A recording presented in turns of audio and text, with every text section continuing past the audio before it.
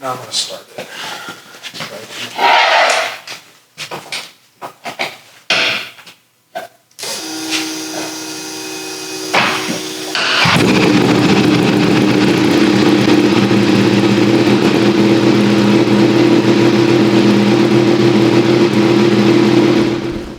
My name is Ryan from the Throttlestop. I started with the Throttlestop in 2021. My first memory of a motorcycle probably goes back to when I was maybe 8 or 10 riding around my aunt and uncle's property on the gas tank of a 1973 Suzuki T500. Later went on to getting that bike as a graduation present when I graduated high school, and I still have that bike today.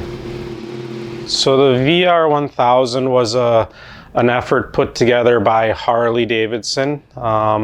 Started back in the mid-80s. Started as a let's go road racing. Road racing was really strong in the States at that time.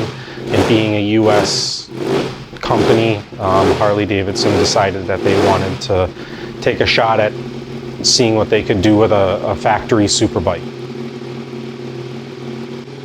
I didn't really know a whole lot about the VR1000. I had heard about it. I had heard a lot of the negativity that had gone along with it. But when I actually got to look at the bike and kind of pick it apart piece by piece, it became a really intriguing motorcycle.